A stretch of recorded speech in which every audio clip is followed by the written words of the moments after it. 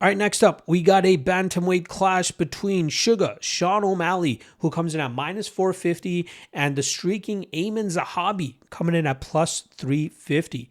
Now, O'Malley was able to snap his two-fight losing streak that he had in both title fights against Merab Dvalishvili, which he lost at UFC 306. That was his first title loss. And then he tried regaining the title, I believe, last August when he came up short against Merab once again, but that time by submission.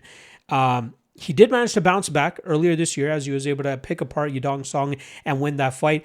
A lot of people were very upset about that decision upon rewatch. I thought O'Malley did enough in rounds 1 and 3 to win that fight. I thought round 2 was clear for Song as Song was able to get the takedown and grind that fight out, or that round out. But O'Malley, again, optically, he's often getting pushed back, but he snipes his opponents very well with his speed and his precision, and that is often what either allows him to knock his opponents out or just butcher them and can repeatedly hurt them to really start having momentum swing in his favor in a lot of his fights. Grappling defense has often been the talk of the town for Sean in terms of being able to shore that up enough so that opponents can take advantage of him there. But obviously fighting a crazy grappler like Dvalishvili, it's going to be very hard for him to do so. Song, tried a lot throughout that fight to get that fight to the ground, but it was only successful in doing so in the second round. So it's usually pretty hard to get O'Malley to the ground. But O'Malley, again, 31 years old, to me, it doesn't seem he's as interested in his fighting career at this stage of his career, but he showed in the Yadong fight he can still go out there and perform at a high level. I think he's happy that he was able to get UFC gold around his waist. He was able to defend it pretty dominantly, even if it's in a fight that, he was fighting a guy that wasn't really worthy of fighting for a title in Marlon Vera. So I think he's happy. I think he's ticked off the box of being a UFC champion and defending it once. And now he's kind of just happy to collect some paychecks and, fight whoever the UFC wants to throw him, get these, high platform fights like fighting on the White House card. But I don't really know how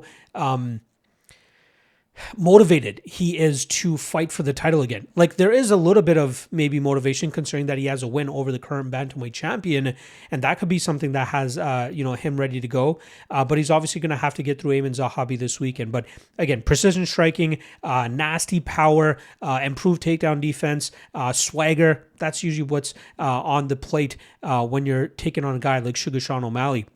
Now, Ayman Zahabi, who could have thought that a guy like Zahabi, first of all, would be fighting on a platform like the UFC White House card? That's just crazy to me to begin with. Secondly, the fact that he's been able to string together the amount of success that he's had, even against some of the opponents that he's been defeating, 3 out of his last 4 opponents, I was very surprised that he was able to defeat. But this is a guy who in February of 2021 had returned from a 1.5-year-long layoff, and now has strung together 7 straight victories, with each being bigger than the last, right?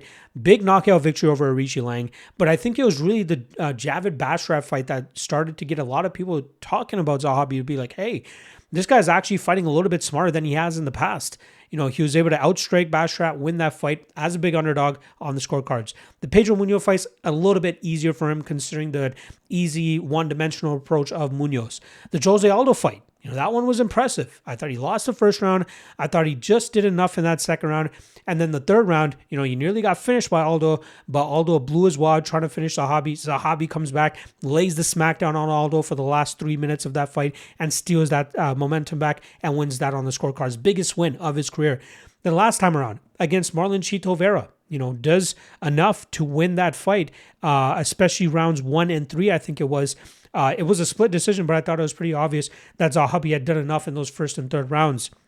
Vera is a guy that often complains about losing split decisions, but when you see him in the third round of that fight and be like, hey, why are you not doing more? You're sitting back a little bit too much. You're letting opponent dictate the pace too much, and that's what Zahabi was successful in doing. Now, Zahabi is a guy that he sticks to the basics. He threatens with his footwork, but looks for solid countering opportunities. He loves his lead left hook, and he game plans very well for his opponents. Right? Obviously, his brother, Faraz Zahabi, the highly touted coach of TriStar, the mastermind behind a lot of George St. Pierre's success in St. Pierre's peak.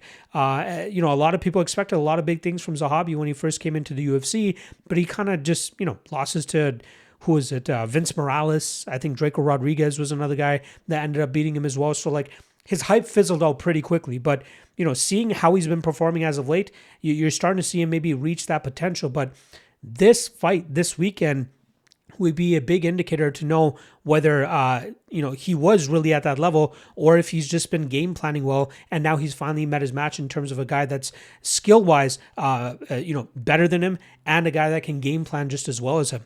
So O'Malley minus 450 favorite, it's not surprising at all. But Zahabi is no stranger to being a big underdog in these fights and still coming through and putting together a good enough game plan to get the win. And that's going to be my question here. How does he game plan against a guy like Sean O'Malley? I don't believe enough in Zahabi's grappling for him to continuously get this fight to the ground and grind out O'Malley that way. He's more of a striker, right? I think ultimately it's going to be O'Malley's speed and his power and his countering ability that's going to allow him to snipe Zahabi from distance. Zahabi often, when he crashes the pocket, he leaves his chin a little bit out there too much. His defense really isn't that great when he crashes the pocket. And I think O'Malley's going to be seeing that from a mile away. And I think that's going to repeatedly lead to O'Malley finding that chin down the pipe from Zahabi. And I think he eventually knocks him out.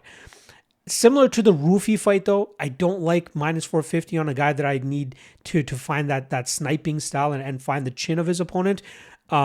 But I feel he will end up landing the more significant damage. Zahabi will have success in this fight. Do not get that twisted. But once he makes one minor mistake, I think O'Malley will take full advantage of that. And I think that will lead to him finding the chin of Zahabi and putting him out cold.